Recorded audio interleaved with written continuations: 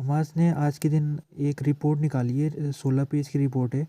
इसमें उसने कहा है कि 7 अक्टूबर के दिन जो अटैक हुआ था वो नेसेसरी अटैक था, यानी कि उस अटैक को होना ज़रूरी था।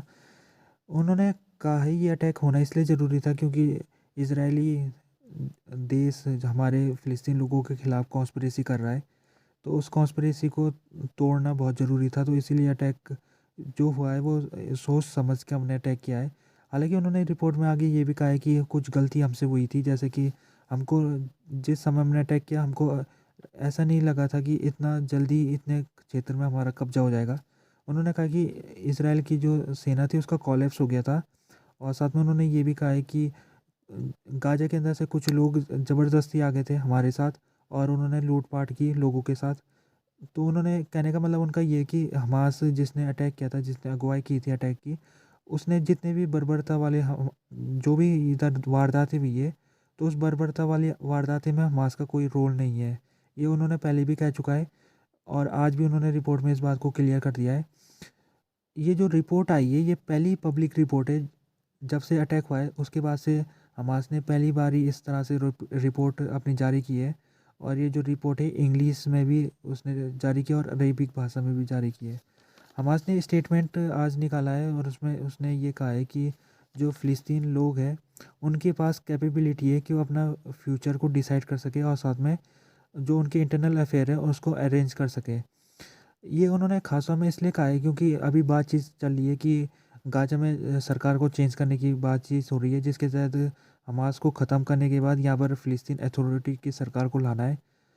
तो हमास इसके ऊपर ही ये बात कर रहा है, वो कह रहा है कि ज़बरदस्ती अगर आप किसी को सरकार को लाओगे तो हम उसको बर्दाश्त नहीं करेंगे।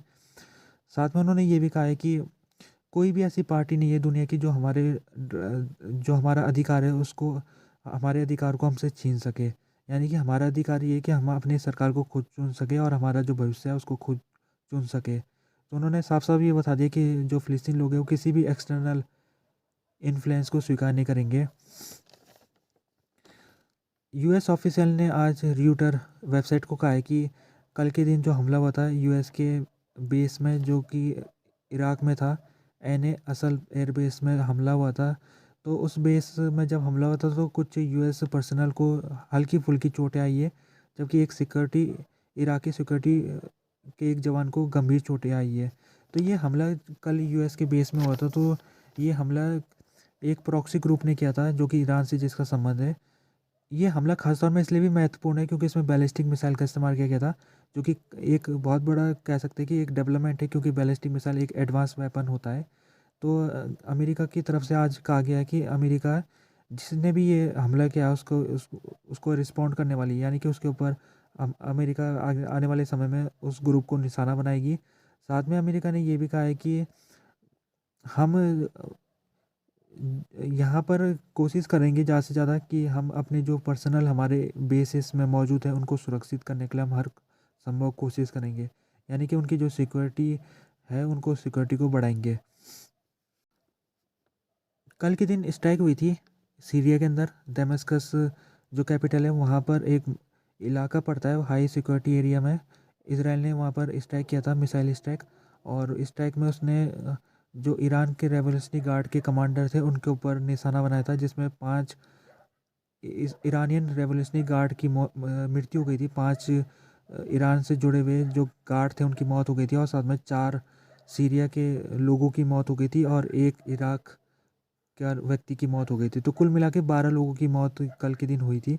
और जब इसराइल ने अटैक किया था तो इसराइल ने बिल्डिंग को निशाना बनाया था। तो बिल्डिंग 4 स्टोरी बिल्डिंग थी वो। और उसमें जैसे ही उसमें मिसाइल अटैक हुआ वैसे ही वो कोलैप्स कर गई बिल्डिंग वो। अ, ईरान की तरफ से भी स्टेटमेंट आया था और ईरान ने कहा था कि इसका वो बदला लेने वाला है। तो अभी तक खास बात ये है कि जिस तरह से इसराइल कार्रवाई कर रहा है वो इराक में जितने भी ईरान से जुड़े हुए लोग हैं, जो रेवोल्यूशनरी गार्ड जिनको कहते हैं, और उनको निशाना बना रहा है, साथ में वो लेबनान के ऊपर भी अटैक कर रहा है। तो इसराइल ने साफ साफ कह रखा है कि किसी भी कीमत में वो लेबनान और इराक और सीरिया इसमें किसी भी प्रकार से ईरान की दखल को बर्दाश्त नहीं करेगा। तो उसी की कल के दिन जो अटैक हुआ है इसराइल का, तो अटैक इतना गंभीर है कि उससे जो कह सकते हैं कि यहाँ पर जो सीरिया के जो चीफ थे, स्पाई चीफ, यानी कि जो ईरान ने जिस व्यक्ति को स्पाई चीफ बना रखा था सीरिया क्षेत्र के लिए, उसकी मौत हो गई थी कल के दिन। और उसका जो डिप्टी था उसकी भी मौत हो गई थी। तो बड़े बड़े जो कमांडर थे सीरिया में, उनकी मौत कल के अटैक में हो गई थी। अल जजीरा को आज के दिन वीडियोस मिली है, जिस वीडियोस में दिख रहा है कि जो नॉर्थ गाजा में जबलिया रेफ्यूजी कैंप है, वहाँ पर के कुछ लोगों इस वीडियोस में अपनी बातें करते हुए दिखाई दे रहे हैं।